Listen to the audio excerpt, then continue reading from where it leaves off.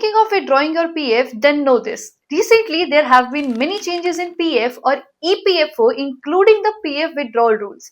Don't even think about withdrawing PF before understanding these rules. Before we see how to withdraw PF according to the new rules, let's first see what the broad changes in EPFO are. The very first rule is that going forward, you will not be able to withdraw 100% from your PF account. I know in a lot of media, in WhatsApp forwards, you must be reading everywhere that members can now withdraw 100% of their PF balance. But along with this, they have added one more condition, that it is necessary to maintain a 25% balance in the account. This confusion exists because nobody has read the rules, terms, and conditions properly. The 100% part is about the eligible amount. EPFO has basically capped your eligible amount at 75% of your total corpus. So you can withdraw 100% of that eligible amount, which directly means that you will only be able to withdraw 75% of your total PF. This is the biggest change in the withdrawal rule. Before these new changes, if you had to withdraw PF, there were different service eligibility requirements for different reasons. It was a complete mess. If you had to withdraw money for a wedding, a minimum of 7 years of service was necessary. If you needed money to buy or build a house, 5 years of service was necessary. A different rule for education, a different rule for medical emergency. Now, according to the new rules, all of this is finished. EPFO has scrapped all the different rules and made one simple single rule.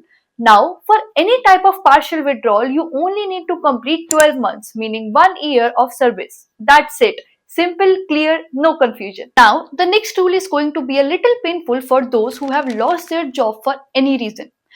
Previously, if you lost your job and remained unemployed for 1 month, you could withdraw 75% of your PF balance. And if you remained unemployed for 2 months, you could withdraw your entire 100% PF balance and close the account. You could also settle the pension part. Now, the new rules have snatched away this cushion. After losing your job, you will have to wait for 12 months, meaning a full 1 year to withdraw your entire PF money.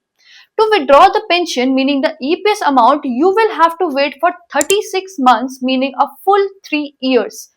There are some other changes as well, but related to withdrawal, these are the 3 most important changes you should 100% know. So that was about the latest rules. Before we discuss how to withdraw PF, you need to understand 2 things. First, tax on withdrawal. First thing, if you have been working for less than 5 years, 5 years means 5 continuous years of service without any break in between. So if your job is less than 5 years and you are withdrawing your PF, then you can be taxed. I am saying can be taxed because this will depend on the PF amount. If the EPF balance is less than 50,000, then no tax or TDS will be cut. But if your EPF balance amount is more than 50,000, then 10% TDS will be cut. And if you did not mention your PAN at the time of withdrawal, then 20% TDS can also be cut. So yeah, filling the withdrawal form correctly becomes very important. But if you fill out Form 15G for those whose age is less than 60 or Form 15H for senior citizens, then no TDS will be cut irrespective of the EPF balance you are withdrawing. Second, the 3-year interest rule. The second important thing is this. You already know that in PF, you currently get 8.25% tax-free interest. This is probably the best interest rate across all the fixed interest options, including FD.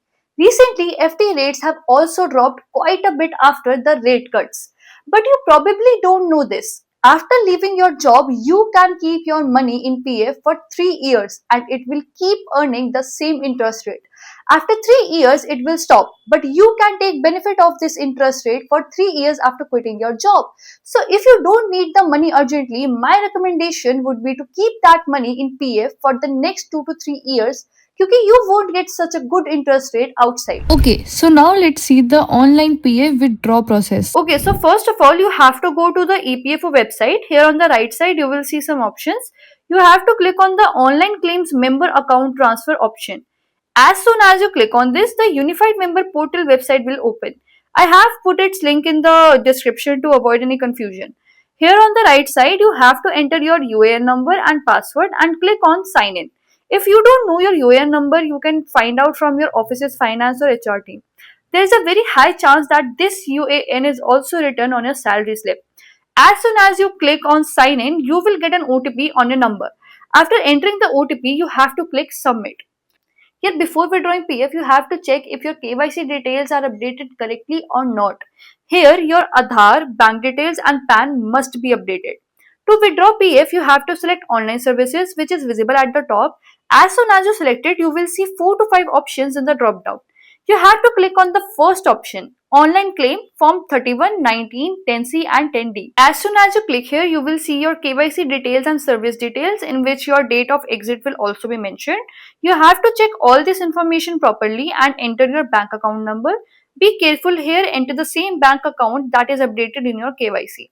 After entering the bank account, you have to click verify. In the next option, you have to click on terms and conditions. After it is verified, you have to click proceed for online claim below. In the next screen below, in I want to apply for, you will see 4 options in the drop down. If you want to claim PF and pension after leaving your job permanently, then Form 19 and Form 10C are relevant. And if you want to withdraw PF in advance while still in your job, then you will have to click on Form 31. I will show you the process with Form 19. The process is the same for the other options as well. As soon as you click this option, you will be asked for Form 15G. I mentioned this in the first part of the video that if your EPF balance is more than 50,000, 10% TDS is cut. By filling Form 15G or Form 15H, this TDS is not cut. So here, if you want to save 10% TDS, you will have to upload from 15G or H. After this, you have to fill in your address and a scanned copy of your check or passbook. This will be used to verify your bank account.